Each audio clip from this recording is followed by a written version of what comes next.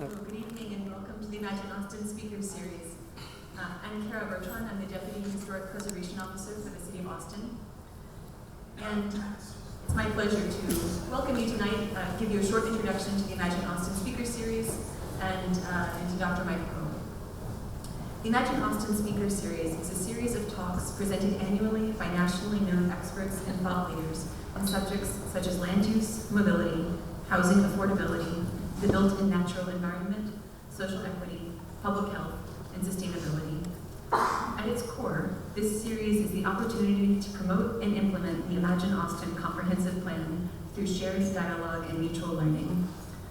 Imagine Austin is the city's 25-year plan for the future, adopted by City Council in 2012. Today's event is sponsored and coordinated by the City of Austin's Planning and Zoning Department.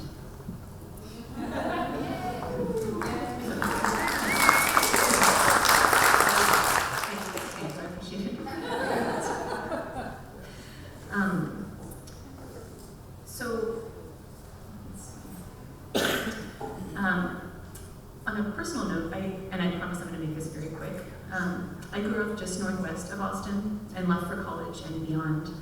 When I came back to the city 3 years ago, it was immediately clear how much it had changed from the place I knew and how rapidly it continues to change.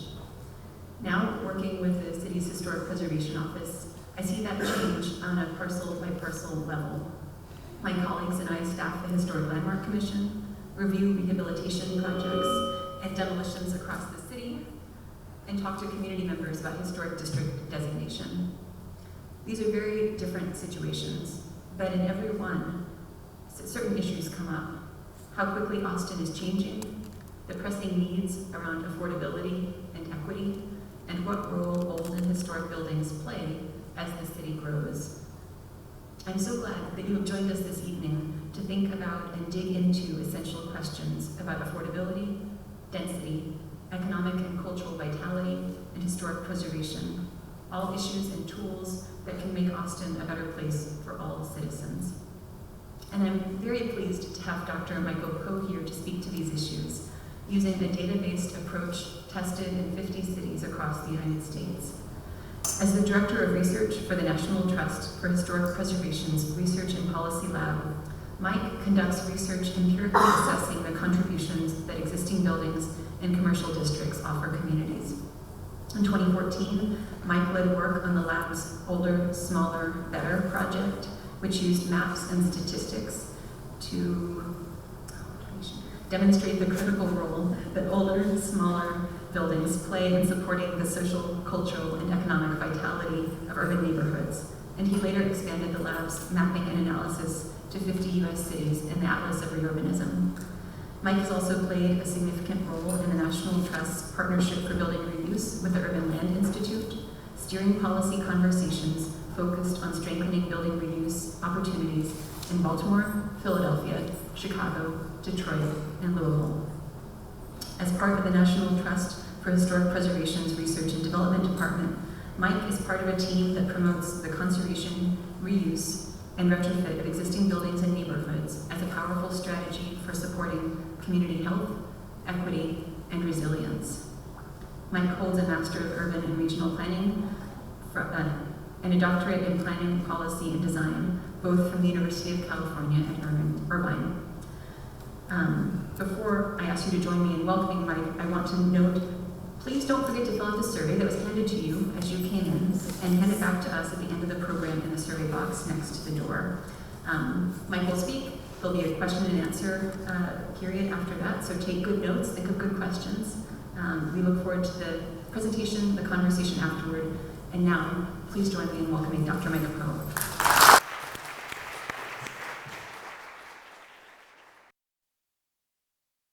Okay, now we're on the same page here. Thank you, Cara. Thank you all for being here. It's an honor. A big, beautiful venue in a great city, Austin, Texas. I'm a native Texan, born in Houston. My parents actually made the drive from Houston. Pleased to be here, and yeah, let's get into it. I'm gonna talk for about, I think, 45 minutes. I'm gonna check how much time I have left. I look forward to the Q&A. I hope there are some provocative questions, some challenging questions. I think those are the best kind.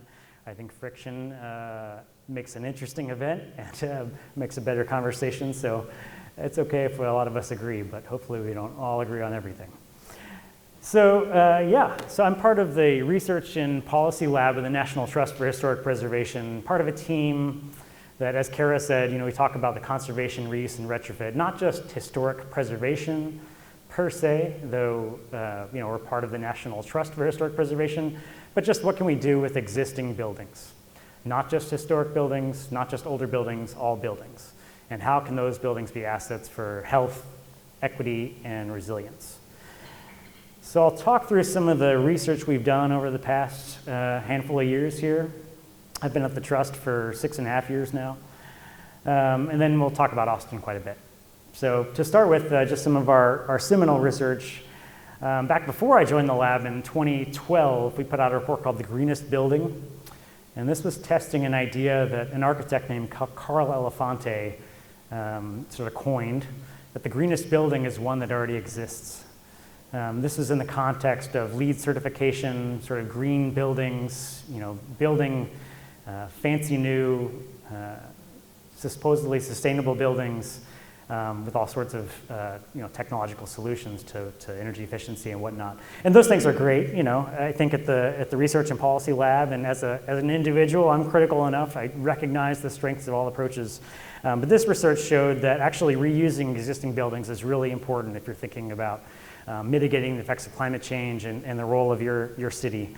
So we found that it takes between 10 and 80 years to mitigate the impacts associated with demolition and new construction, the carbon impacts, compared to reusing an older building. And that's even if you're building a LEED quality, super green facility.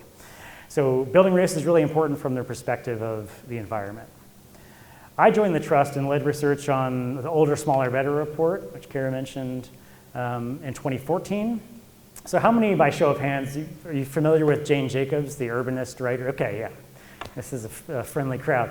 So Jane Jacobs wrote this book in the 60s called The Death and Life of Great American Cities. She was looking out her window in Greenwich Village in New York and observing that, sort of what were the things that made her block and her neighborhood really work. And she said that cities need old buildings so badly it's probably impossible for vigorous streets and districts to grow without them. And I think preservationists rightly can claim Jane Jacobs as an ally, but she was kind of an iconoclast, probably would shift in her seat or speak out loudly if you called her a preservationist. She said that you actually need a mix of old and new buildings. That old buildings are important, but it has to be alongside the new, and I think that fits obviously with the context of Austin. So I'll be talking about that a little bit. And as Cara mentioned in the introduction, I've also been involved with some work with the Urban Land Institute. This is a group of real estate development officials thinking about if you're trying to do what might be seen as the right thing and reusing an existing building or preserving a building, seeing its continued use. And building code, zoning code, all sorts of things are sort of getting in your way. What can we do to level the playing field, to make it easier to do the right thing and reuse an existing building? So I'm not going to talk about that as much during the presentation today, but I'm happy to talk about it in a Q&A, or if the interest swings that way, happy to talk about that quite a bit more. So to Older, Smaller, Better, I'm going to talk about some of the mapping work we did in Seattle, San Francisco, and Washington, D.C., and then I will shift over to talking pretty much exclusively about Austin, but using a similar sort of mapping approach. So in Older, Smaller, Better, we try to test Jane Jacobs' idea that you have to have a mix of old and new, small old and new buildings, diverse city fabric to really promote a healthy, functioning neighborhood. So we piled in all this data from all kinds of sources for those 3 cities. Data sources from the census, from the Center for Economic Studies at the census, from city permits, from county property records, from Yelp, from Flickr, from Craigslist, from WalkScore. We took this really cool data, which is a little bit hard to see here, but this is actually the intensity of cell phone activity from 12:01 a.m. on a Friday to 11:59 p.m. on a Friday. And you can stare at this thing long enough, or you can take some software and basically parse this down and find where is their greatest intensity of cell phone usage at 10 o'clock at night on a Friday when people are out and about spending their time where they want to be, but where there's a mix of old and new buildings. Statistically significant link between building age diversity and cell phone activity. Not something Jane Jacobs probably would have thought of or seen coming in 1969, but pretty cool, I think, use of data. It's kind of a beating heart in Seattle. You can see downtown empty out at the end of every workday, and University of Washington, pretty cool. I won't, how many people have been to Seattle in the room? Because I'm going to show a little bit of, okay, actually, a lot of people, okay. Right on. Well, I won't belabor Seattle. This is an Austin event. This is Imagine Austin, after all. And I'm excited about that. But I'm going to show a little bit of my current hometown, Seattle. So in Older, Smaller, Better, OSB, we took basically we took the entire city of Seattle. We overlaid a grid of 1/8 of a mile by 1/8 of a mile, 200 meter by 200 meter squares. There are about 12,500 squares in Seattle. And in Older, Smaller, Better, we looked at mixed use in commercial areas. Since then, we've looked at all parts of the city. But for every single one of those grid squares, we can say about 50 different facts. And critically, the median age of buildings, the diversity of building age, and the granularity of the built environment. So what does that look like down a little bit closer to the city? So I'm showing now these polygons are the age of structures, where red and orange are the oldest buildings and the shades of blue are the newest buildings. We overlay the grid, and for every single one of those grid squares, we take all the properties that fit into that grid square, and we figure out what's the point in time at which half of those buildings were constructed. And so you can see on this map, for those who are familiar and been to Seattle, the sort of Pioneer Square, International District, our old neighborhood, Pike Place Market, which everyone's sort of familiar with. Generally, as these patterns kind of hold up, this kind of checks out. So we take this mapping for the building age, the diversity of building age, which is the standard deviation of years constructed for every property and every parcel and every polygon. We take the granularity, that's basically the density of the properties in each square, so the smallness of the fabric. I think if you go out there on Rainy Street and you look at one side of the street, you have a certain kind of granularity.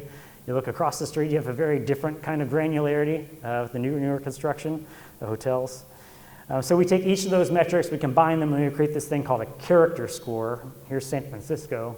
So the red squares are older, smaller, and a mix of old and new buildings. And the blues are generally larger, newer areas. These are sometimes industrial areas, sometimes financial districts, downtowns. In Older, Smaller, Better, we did we used spatial regression. I realize this is, you're spending your free time here on a Wednesday evening. Talking about spatial regression may not be what you thought you had in mind, but I'll get through this, I promise. It'll get to more exciting stuff. So we took the spatial regression to basically say, what difference do the buildings make relative to private investment in terms of construction permits, in terms of access to transit, in terms of income? And we found all of these relationships, statistically significant relationships between older, smaller buildings and mixed age blocks, mixed vintage blocks, greater walkability, younger residents, and a greater mix of young and old residents living side by side, greater nightlife using that cell phone activity, greater cultural vitality, looking at places like here, Pioneer Square. We looked at everywhere there was a permit pulled for seating outside a cafe or coffee shop. Turns out there are more of those where you have this kind of built environment. More jobs, creative jobs and businesses per square foot. These are kind of hubs of activity, hives of activity, a lot of commerce, a lot of movement. And more women and minority-owned businesses, non-chain businesses, small businesses, and new businesses as proportions.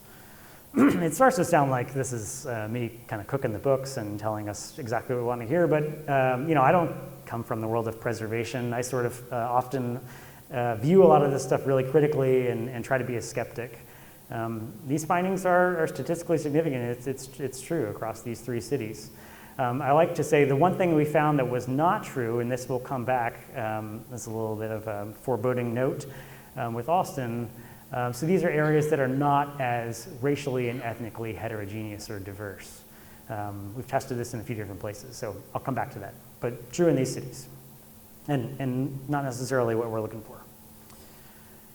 So we've taken this mapping, an older, smaller, better, we've built it out, we did a peer-reviewed publication in the Journal of the American Planning Association, which is sort of the top-tier journal in planning. We've integrated the mapping approach into all kinds of different projects with the Partnership for Building Reuse with ULI, with a variety of other cities. Tucson, Arizona, and Jacksonville, Florida are there in the image, along with Philadelphia and Chicago. And then ultimately, we baked this into 50 cities across the country in the Atlas of Reurbanism. So we constructed this massive data set, millions and millions of buildings and people represented, and we built these charts like this one, which shows the comparative built history of 50 different cities across the country with a proportion of buildings constructed for 1920, between 1920 and 1945, between 45 and 67, and between 67 and 2016. And just so you all can see, and so we're on the same page, there's Austin toward the bottom by proportion pre-1945. But nevertheless, as we'll see, I think using its older assets to great effect. One of the things we can do is it hadn't really been done before in the world of preservation is actually look across all these cities and say, generally speaking, what proportion of cities are protected by local landmarking? We found it was 4.3% across these cities. I'll go ahead and give you the spoiler. Austin is 0.7%. Seattle is the lowest in the Atlas at 0.5%. So Seattle and Austin are very alike in their very low rates of local designation. We also do some stuff with data aggregation, showing 59% of jobs in small businesses are actually in these older, smaller, mixed-age blocks.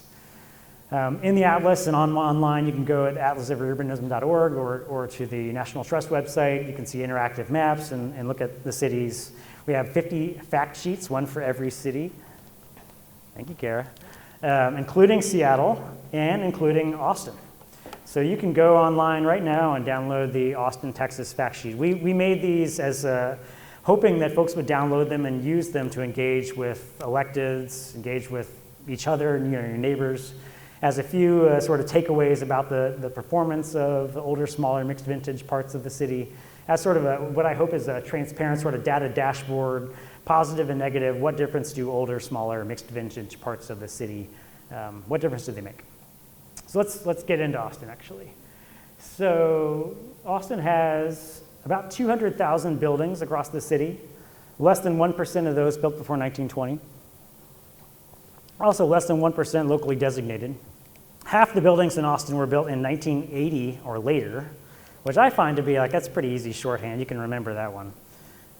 Oops, what did I just do? I know what I did. There you go. Yeah. 1.7% on the National Register.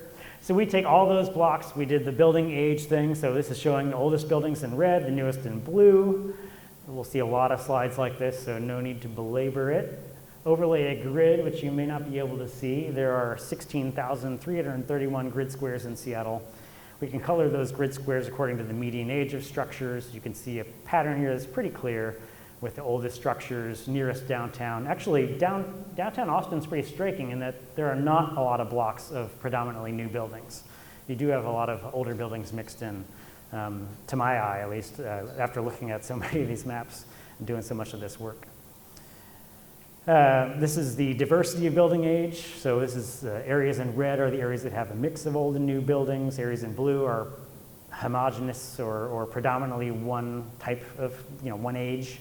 So the bluest are generally probably new exurban sort of peripheral development. And then granularity, the number of buildings or parcels crammed into each grid square. We combine those just like we did with Seattle to create Austin's character score. Here's what that looks like. I'm not going to belabor the character score presentation here. I'm not going to talk about the character score that much, partially because so much of Austin's core is high character score. And as sort of a skeptic about this data and about all this work, even as I do it, I don't think it would be the best comparison to show all of the sort of interior part of Austin versus all of the sort of peripheral parts of Austin. So I'm going to break it into some different breakouts. So this is the percent of pre-war buildings. You can see, again, surrounding the university, surrounding the Capitol, some stuff south of the river. I'm going to be using metrics like the proportion of buildings constructed before 1945 in this presentation. And in fact, I'm going to use this map quite a lot. So the areas in red here are majority pre-war, majority pre-1945 construction. Yellow is between 1945 and 1970, and blue is after 1970, so the post-1970 development. And I'm going to overlay in this slideshow, in this presentation, talk about the value of historic districts quite a lot. So I'm showing in pink the National Register districts, in green the local districts, and in blue actually the areas that were included in the 2016 East Austin survey. These are properties that were seen to be eligible for local designation or National Register designation in blue. So, but before we get into the performance of these places, I just wanted to kind of put Austin in some context alongside some of the cities that people might kind of see as comparable or sister cities or competitor cities or what have you. So Austin, looking alongside Atlanta, Denver, Portland, Phoenix, and Seattle, really kind of looks like, in the built environment in this really coarse metrics, Phoenix, which watch people's faces to hear how they receive the news that your city is most like Phoenix. Phoenix isn't so bad. But Phoenix actually has higher rates of National Register designation and local designation than does Austin, notably. Seattle, my newly adopted hometown, 0.5%. So it's actually Seattle and Austin pretty comparable in our local designation rates and in our National Register designation rates. And then just one more comparison, just looking, I know how Texas is. Think about Austin alongside Dallas, El Paso, Fort Worth, Houston, and San Antonio. I find it striking that Houston has actually more pre-war structures standing, more pre-1970 structures standing, actually older built fabric broadly, but a lower National Register rate, higher local designation rate. So if Houston is your preservation competitor, I would not have thought Houston would be your preservation competitor, even as a Houston native. Houston's lovable in the end, but Austin's got greater potential, perhaps, at least in some ways. I should say I'm a graduate of Texas A&M University, so I have my own druthers about Austin, aside from all this. So again, here's the built environment, Austin. I'm going to pivot here and talk about 6 themes and sort of what value, so to what effect is Austin using that older built environment, that historic built environment. I'm going to talk about density, affordability, cultural vitality, economic vitality, diversity and inclusion, and sort of recent development patterns and trends. So first off, as sort of takeaways. So it turns out that older and historic parts of Austin are more dense. They have greater population density and housing unit density, and it's pretty clear, and it's pretty unmistakable. So I'm going to kind of walk through the findings on this particular point in some depth. I'm not going to belabor it with some of the other slides. So if you feel like you're hearing a lot about this particular population density metric, bear with me. We're going to move quickly after this. So here's what population density looks like across Austin. If we isolate just the pre-1945 structures, you see a map that looks like this. There are an average of 67 residents per grid square in majority pre-war blocks. We pivot to 1945 to 1970, see these areas, about 56 residents per grid square. If you go look at post-1970, the average is 47.8 residents per grid square. So areas where half the buildings were constructed before 1945 average about 40% greater population density. They actually have 70% greater density of housing units compared to the buildings, the areas where half the buildings were constructed after 1970. And then again, as sort of a skeptic about this stuff, you think to yourself, well, I mean, a lot of downtowns, the core of Austin, the downtown area is older, has older structures. Maybe that's explaining some of this difference. So I actually took out everything that's within a mile of City Hall. You get a map that looks like this for pre-1945. And it doesn't change the average very much. And the findings that I'm going to show in this presentation are robust to sort of the distance or proximity to downtown. So that's not quite the factor that explains all the difference. So just quickly, local historic districts, if we look at areas that have are within or intersect local historic districts, average of 50.2. This one's really striking. So 80% population, 80% greater population density in areas that touch historic districts in the city of Austin. That one I had to scratch my head about. I just really, I thought that something had to be wrong, but I've looked at the data a few different ways, and it turns out these areas are super dense, 90.9 residents per acre. They have more than 2.5 times the density of housing units compared to areas that are not intersecting local historic districts. If we look at National Register districts, the differences aren't quite as stark. So outside National Register districts, about 50 residents. Inside National Register districts, about 57 residents per grid square. So a difference, but not necessarily as dramatic as the other. And then finally, thinking about the future of preservation in Austin, Cara, Bertron, and I have worked together, and we looked at this 2016 East Austin survey data and saw actually 60.5 residents per grid square in the areas that were seen as eligible for designation in the East Austin survey, so greater than the citywide average out there in East Austin. So this is showing the stock of housing units, the density of housing units, areas with local historic districts, about 2.5 times the density of housing units. Older areas generally, greater density of housing units, as I mentioned. You might look at this and say, well, 2010 data, 2010 data is long on the tooth in 2019, like how reliable, how much has Austin changed since then? Is this really still true? So I hadn't really done this before, but I took the census block groups. So this is data that it's more recent, but it has a little bit higher margin of error. And there's our larger areas, so there's some error built into this, but for the sake of recency, give you a sense of things. So still, local historic districts have 43% greater population density using this data, 95% greater density of housing stock. Again, consistently, areas that have older structures, older median age, have higher population and housing unit density. I feel like I've belabored that one a little bit. You guys feel like that's relatively clear? Is it surprising? We're going to have questions about this afterwards. I mean, I hope we do, because it's curious. And there are potentially other factors explaining it, but I don't think they really satisfy me. So we can talk about that. So second takeaway, older and historic areas of Austin have more units of rental housing that's affordable. Obviously, in Seattle and in Austin alike, affordability is a real concern. So we looked at housing units that were affordable to folks making 30%, 60%, and 80% of the Austin median income. And in areas with local historic districts, I'll flip to that. This is the density of affordable housing stock, affordable at 60% Austin median income. And that's when you spend up to a third of your income on housing. So local historic districts, again, have more than twice as many rental housing units affordable at 60% and 80% Austin median income. They also have more, to a lesser extent, at 30% area median income. Older buildings, areas with older buildings have, I think, 78%? Let's pull my notes here. These numbers are good.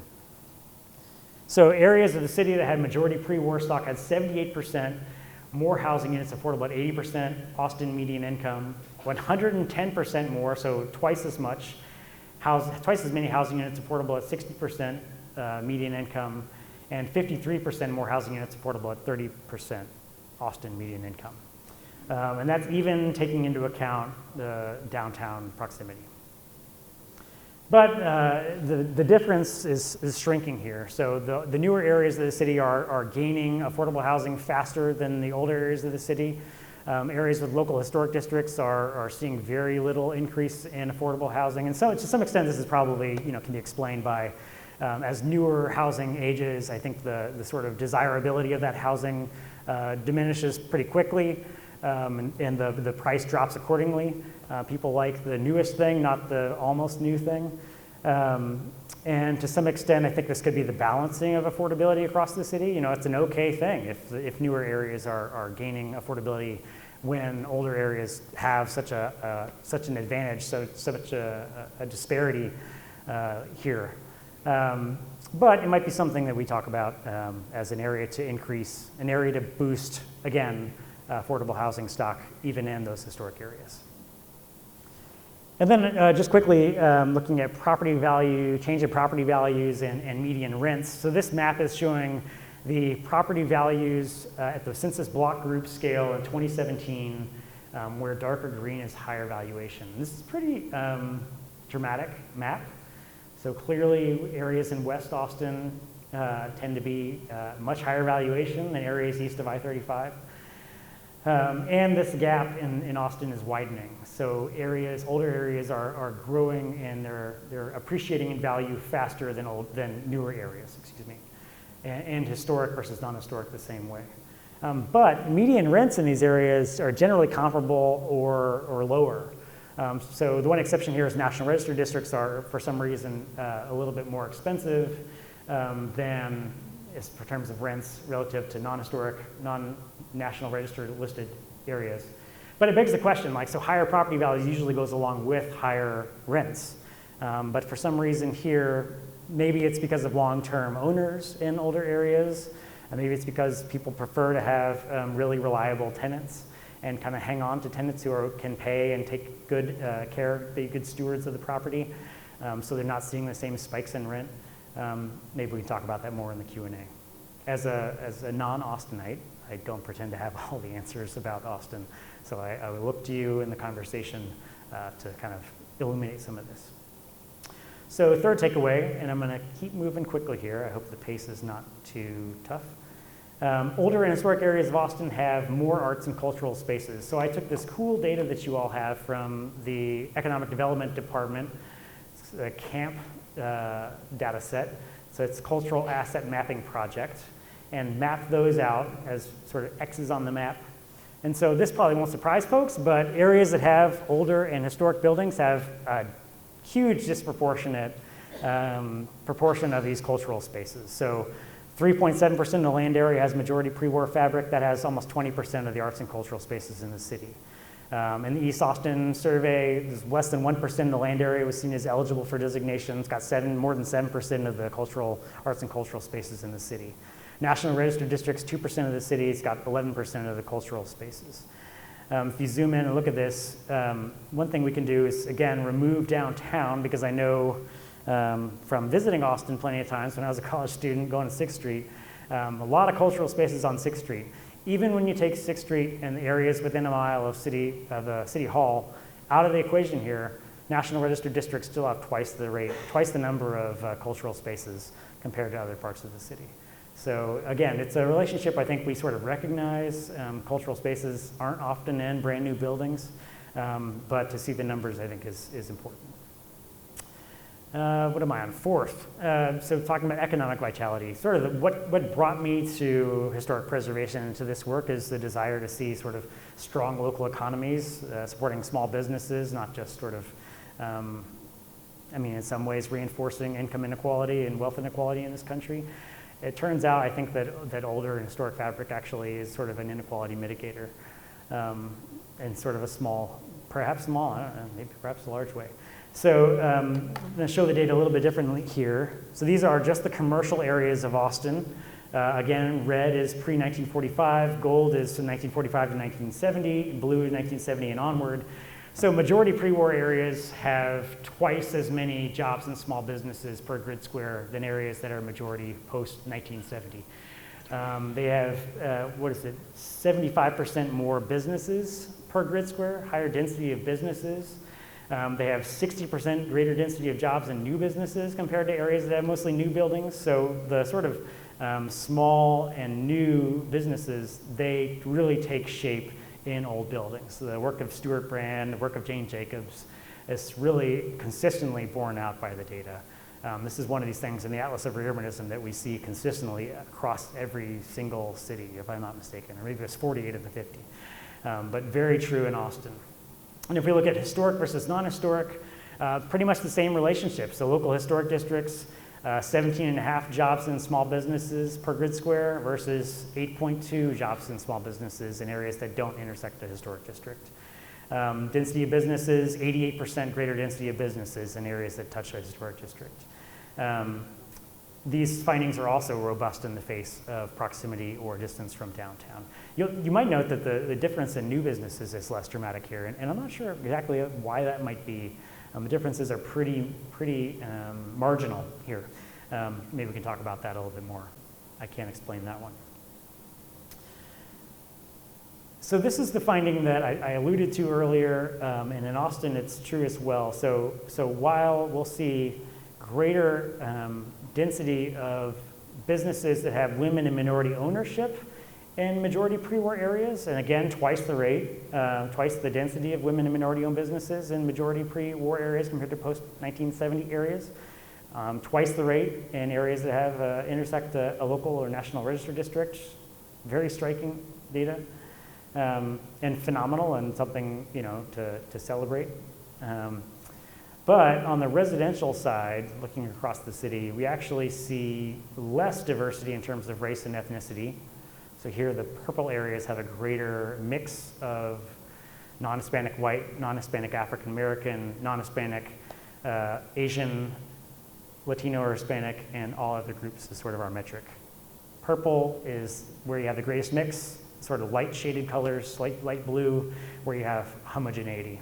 If you think back to the map of of property valuation, you see something that looks kind of like the inverse here.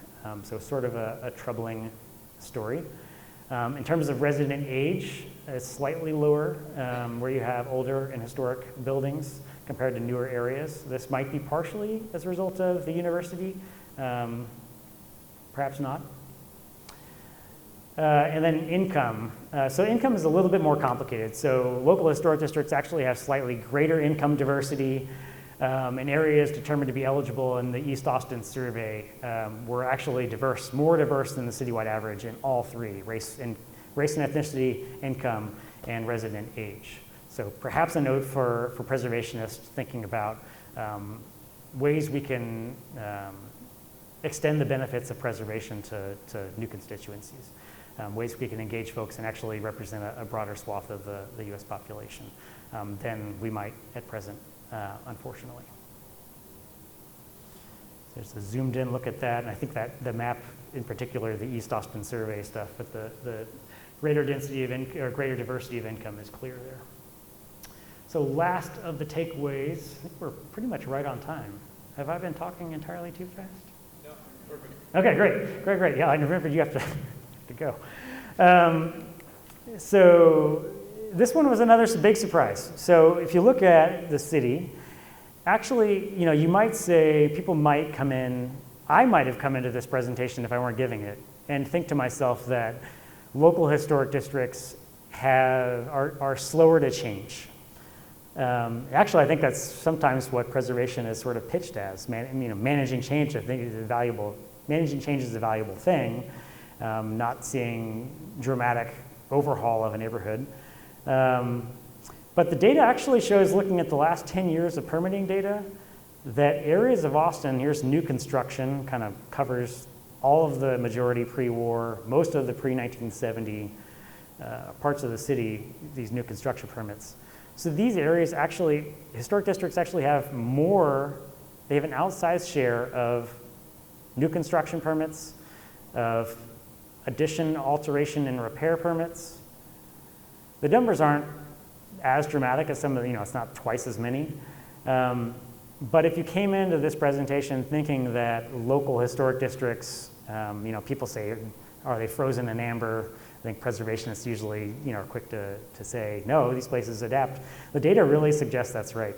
So local historic districts comprise 0.6% of the developed land area of Austin, but these areas have 2% of the city's demolition permits. Here's accessory dwelling units, which is really critical and striking. They have 2.7% of the city's ADU permits, and that's 0.6% of the developed land area of Austin. They have a little bit lower than the citywide average on ADUs, actually. No, that's not. Yeah. Something weird there. Because they have an outsized share of ADU permits there's something else to that. I gotta figure out what that is. Anyway, excuse me. And they have 1.5% of the city's permitted addition, alteration, and repair work. And we were talking about this earlier today. When it comes to demolition, is that one especially striking? You'd think that local historic districts are about preventing demolition. Some of the data might be that it's not necessarily demolishing a non-contributing building. Some of the demolition permits are actually for demolishing sheds or detached garages. Nevertheless, to see that there's a disparity or even parity is pretty striking. So just some quick takeaways. These are sort of reminders, and then we'll get into Q&A. I think I'm kind of right on time. So older and historic areas of Austin have greater population density, greater density of housing units, greater density of housing units, rental housing units that are affordable, according to the data, more arts and cultural spaces. That one feels, yeah, I always feel like that one feels right, even going out to Rainy Street. Provide a launch pad for small businesses, new businesses, women and minority-owned businesses. Actually, some troubling news, some work to do in terms of broadening preservation, building a bigger tent, and residential demographics, and then greater development and demolition activity than one might expect. So curious to know, and happy to open it up to questions. So I kind of thought, what surprises you here? Are you skeptical of some of the notes or these takeaways? Do you think policy or planning, what ideas can support preservation and reuse and help Austin grow gracefully all at the same time? And how can preservation be more effective in shaping a better Austin? How can we be part of the solution? So I think the microphone down in front is where you should go if you have a question. I hope there are questions. Thank you, yeah.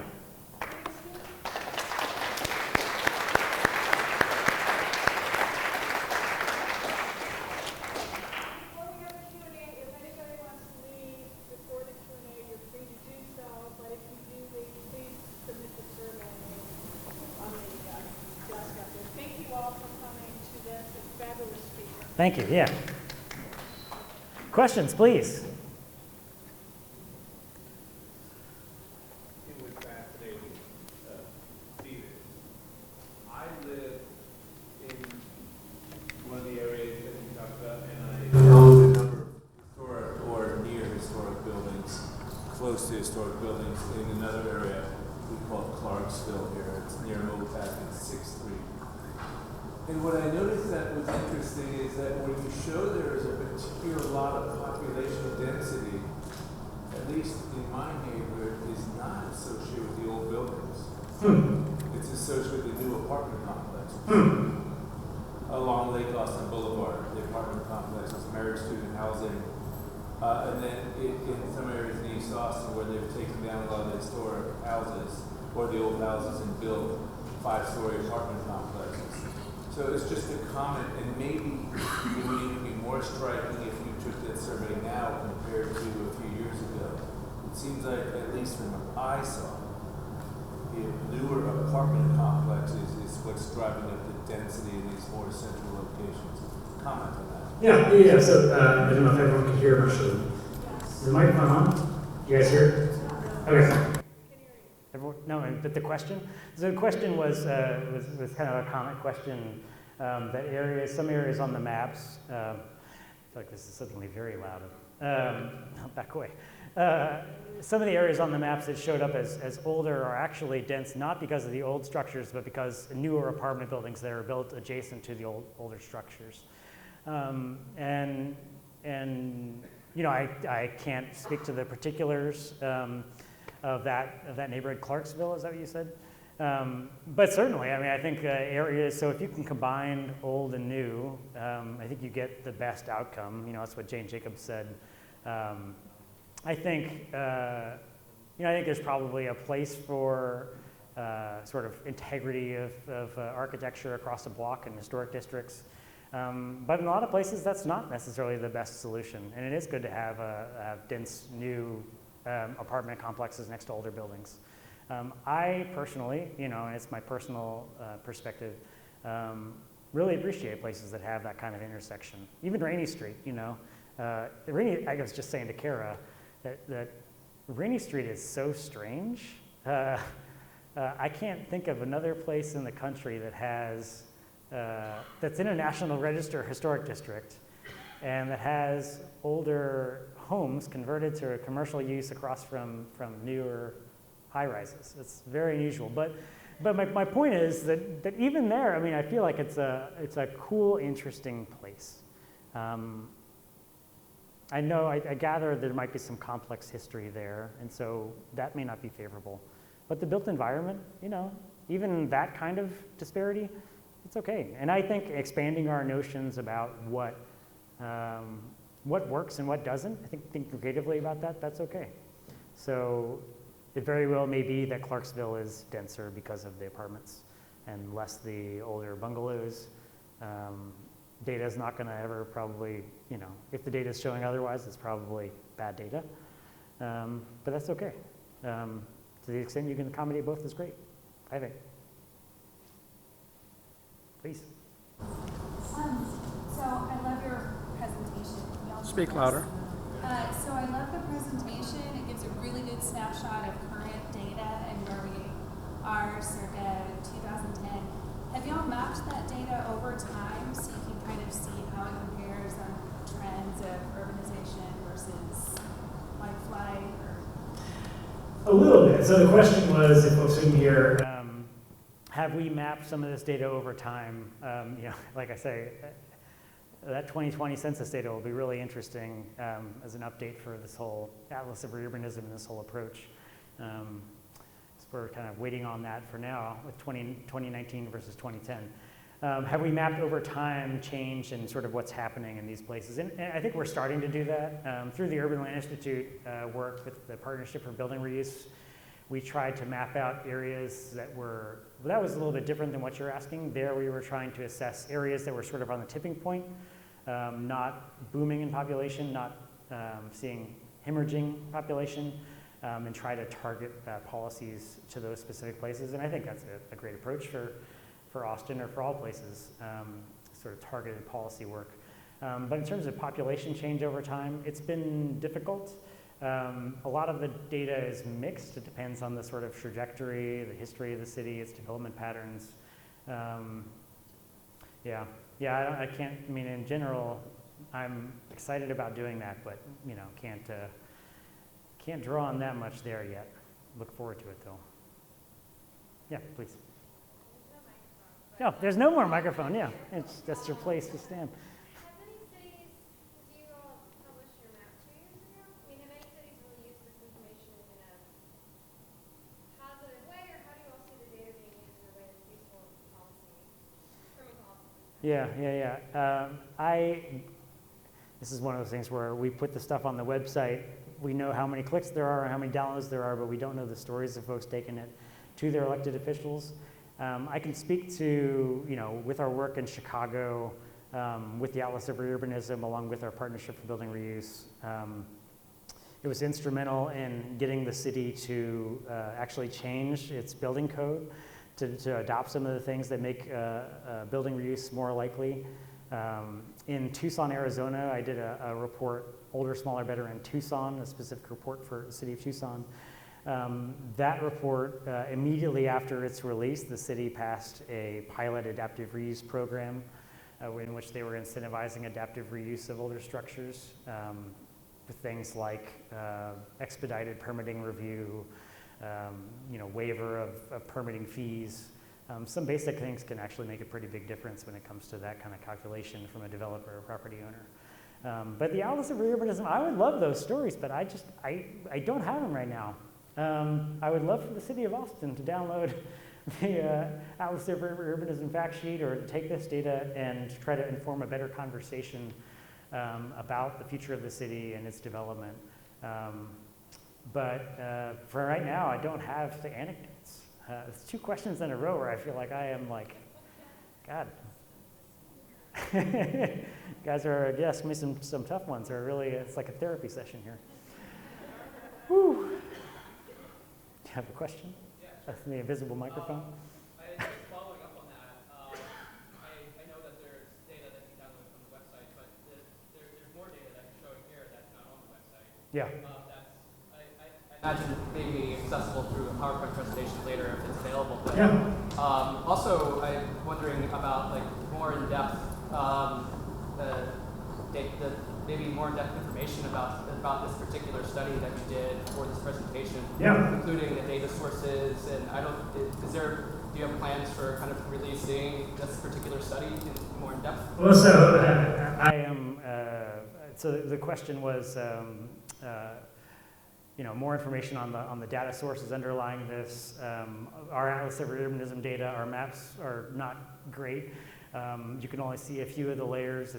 We've kind of hit our own technical limits. Believe me, we've tried.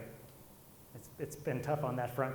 I would love to make the data more available. I'd love to have a conversation about any particular data sources. Certainly not trying to hide anything. You also mentioned, whether the information in this study will be released. And I have to say first, thank you for calling it a study. This was analysis done just for this presentation. I hope that it is valuable and useful.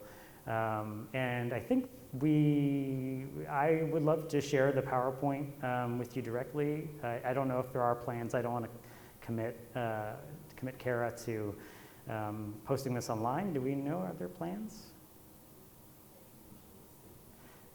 We are definitely going to post this entire event on the Imaginos to Speak Yeah. website. Okay, thank you. I do have your slideshow, and I can see what I can do to post it somewhere. Okay. So I know that probably is not, sounds like you're pretty savvy to the data sources and whatnot, yeah. It's just that there was a lot of information. Yeah, I know.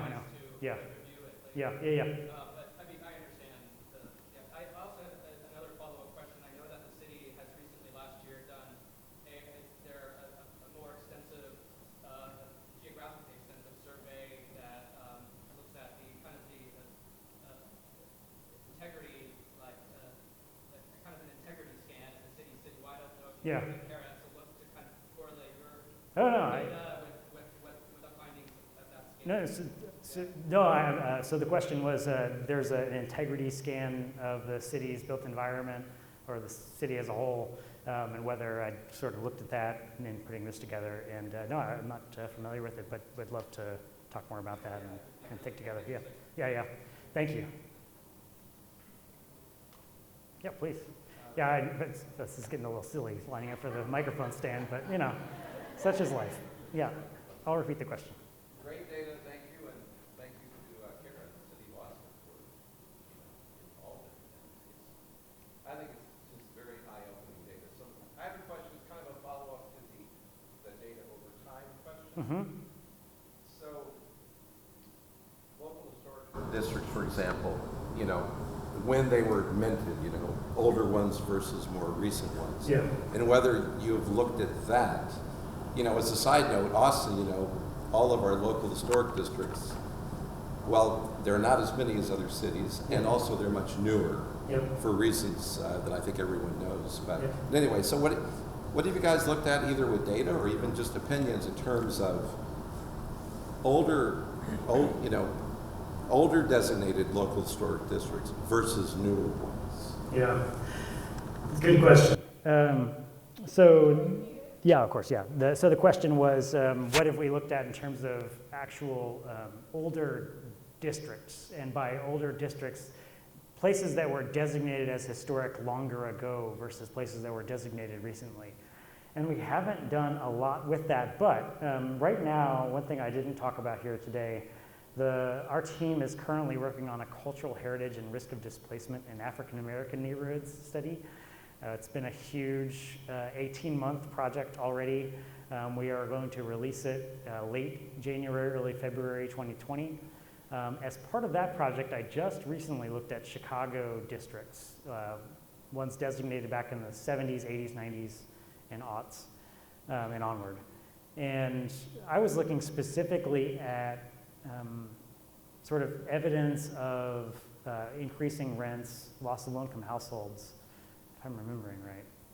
This is really anecdotal and probably could get me in trouble, but if I'm remembering right, the newest areas, I think newly designated areas tended to show the greatest change, which makes sense, sort of a recency effect.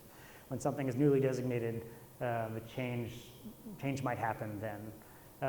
In areas that were the oldest districts were sort of, I think they were the second highest in terms of these sort of evidence of recent change. And districts in the middle 2 decades, this is so comically loose that, I look forward to releasing the report and talking about this more. I think it's definitely an important topic of study.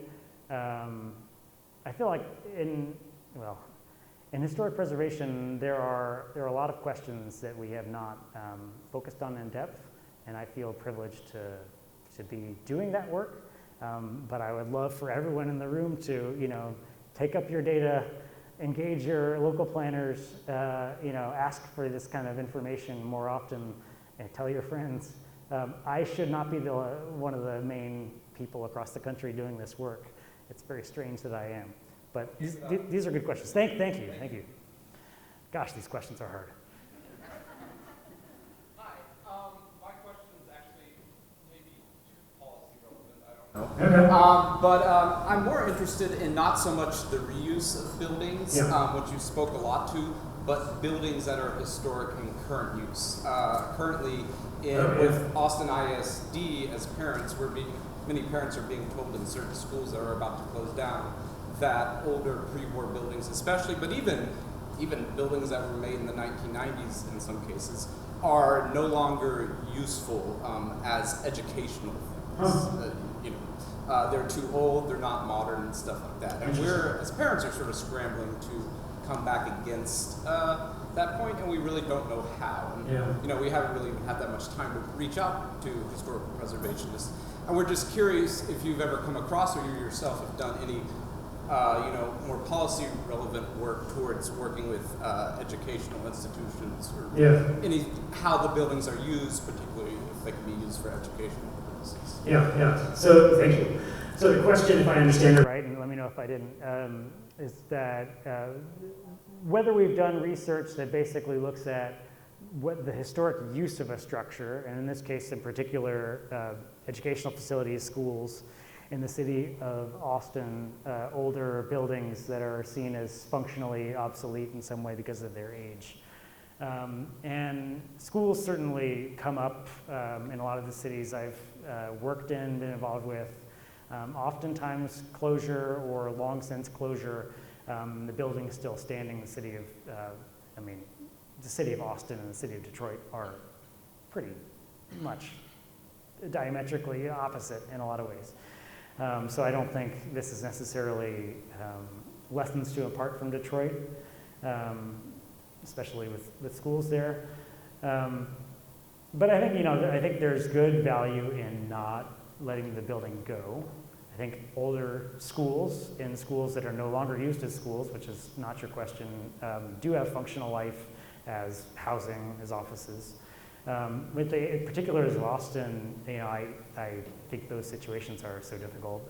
I wish I had a better answer, but I, as a Seattleite, can't really help in that particular point. But I would love to talk more and would love to be helpful if I can. Would love to see older schools continue to use. Seattle's got, its school buildings are these beautiful, older, pre-1920s buildings, pretty much across the board. So I can't imagine functional obsolescence is a real, well, I don't know. It seems like that's questionable. Thank you. Sure, thank you.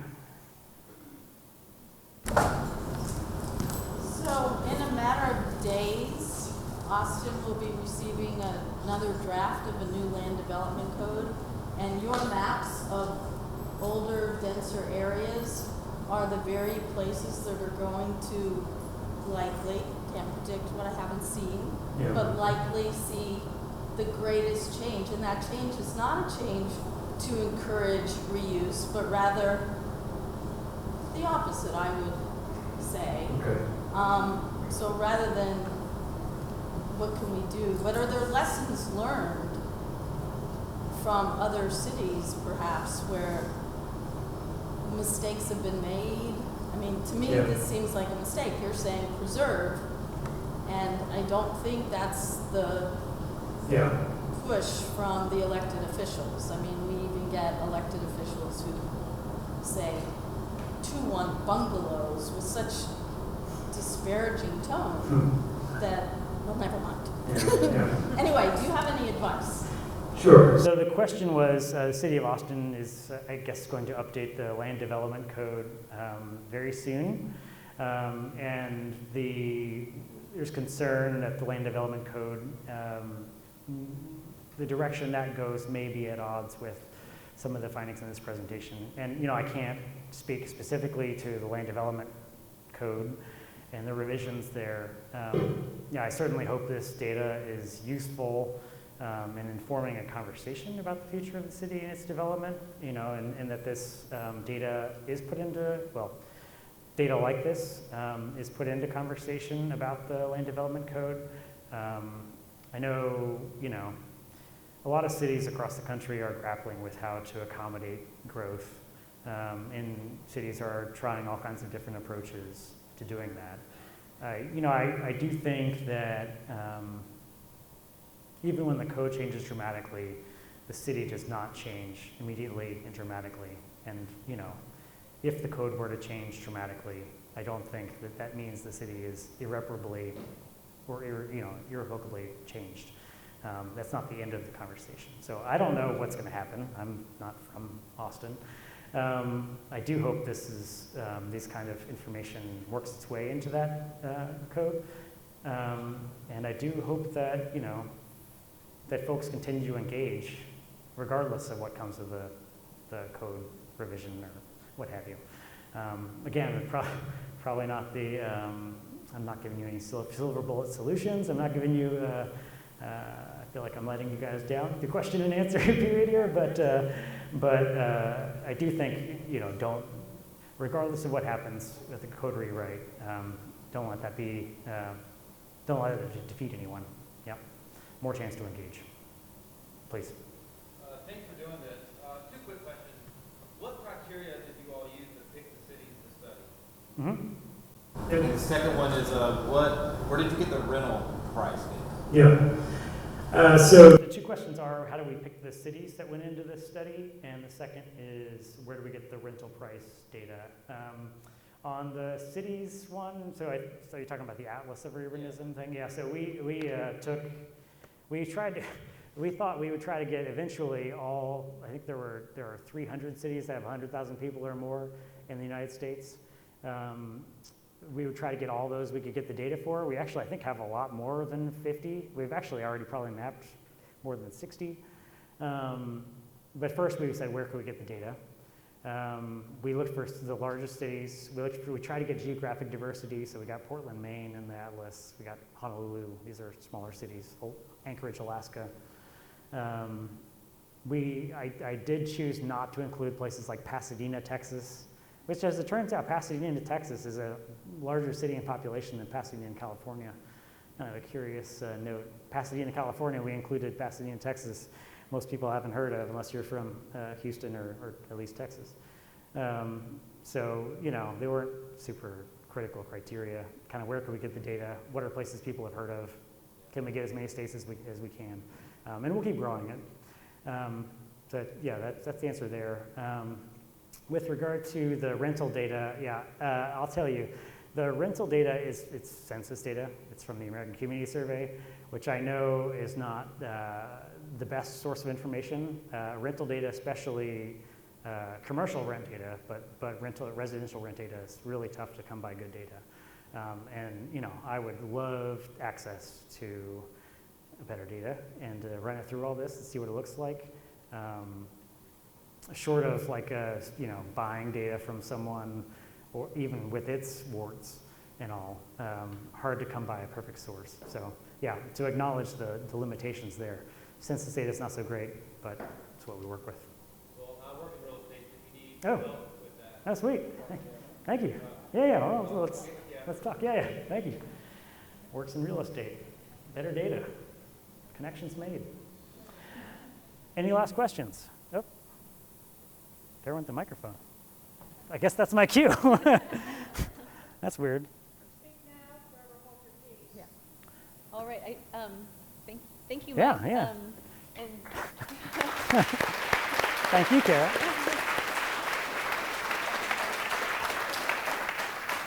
And thanks to all of you for coming tonight. We value each of your presence. I especially want to thank Councilmember Powe, Chair Kazi of the Planning Commission, and members of the Planning Commission and the Historic Landmark Commission who are here. We value greatly your attention and your service. Also, this is the last thing. Please fill out your surveys, turn them in on the way out. Thank you again for coming. Thank you.